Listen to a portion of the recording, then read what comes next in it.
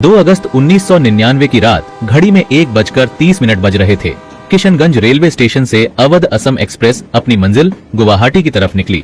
Train में 1200 से ज्यादा लोग सो रहे थे, बेखबर कि अब वो मौत के सफर पर हैं। असल में हुआ ये कि किशनगंज से कुछ पहले ट्रैक बदलने वाले सिस्टम इंटरलॉकिंग में भयंकर गड़बड़ हो गई।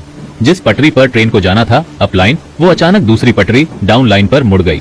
ये एक बहुत बड़ी गलती थी, क्योंकि उस रात ट्रैक को मैनुअली यानी हाथ से सेट करना था, पर किसी ने किया ही नहीं। स्टेशन पर बैठे कर्मचारियों को लगा कि सब ठीक है, हरी बत्ती जल रही थी, पर सच्चाई ये थी कि अवध असम एक्सप्रेस अब गलत पटरी पर आ चुकी थी। और तो और उसी गलत पटरी पर सामने से आ रही थी ब्रह्मपुत्र मेल। दोनों ट्रेनें एक ही पटरी पर एक दूसरे के आमने सामने तेजी से बढ़ रही थीं। बारिश इतनी तेज थी कि लोको पायलट को कुछ ठीक से दिख नहीं रहा था। उसे लगा कि सब ठीक है और वो आगे बढ़ता रहा। किसी को पता नहीं था कि कुछ ही मिनटों में क्या होने वाला है। सिर्फ 15 मिनट बाद रात 1:45 पश्चिम बंगाल के गैसल स्टेशन के पास 80 किलोमीटर प्रति घंटे की भयानक रफ्तार से दोनों ट्रेनें एक दूसरे से जा टकराईं।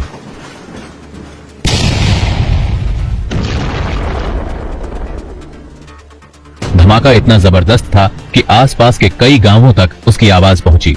अवध असम का इंजन हवा में उछल गया, बोगियां एक दूसरे पर चढ़ गईं, जैसे खिलौने बिखर गए हों। ये सिर्फ ट्रेन हादसा नहीं था, ये सैकड़ों मासूम लोगों के लिए मौत का ऐलान था। वो टक्कर सिर्फ पटरी पर नहीं हुई, बल्कि लोगों की उम्मीदों और सपनों पर भी हुई। गैसल का वो शांत इलाका अचानक चीखों और मातम में डूब गया। टक्कर इतनी भयानक थी कि कई लोगों की लाशें ट्रेन के डिब्बों से उछलकर दूर झाड़ियों में जा गिरीं। आस पड़ोस के लोग भागे भागे मौके पर पहुंचे। उन्होंने जो देखा वो उनके लिए एक बुरे सपने से कम नहीं था। हर तरफ लाशें ही लाशें थीं, किसी का धड़ कहीं तो सर कहीं।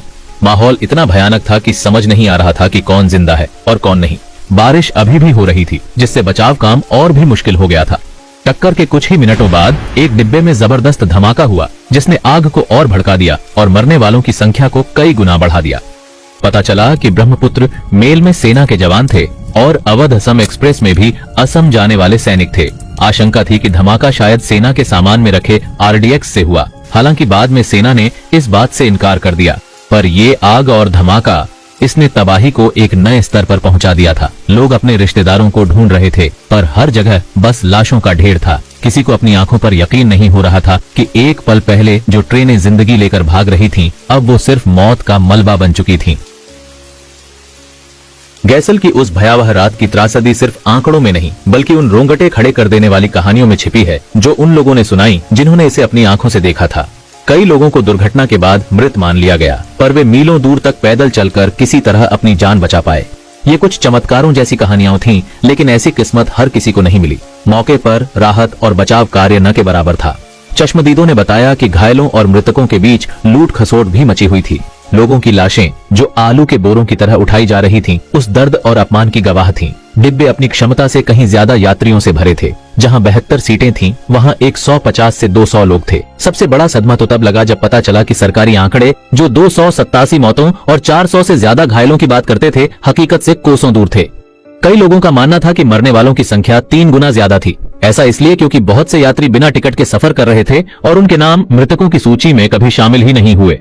इस हादसे ने भारतीय रेलवे की सुरक्षा व्यवस्था पर गंभीर सवाल खड़े कर दिए।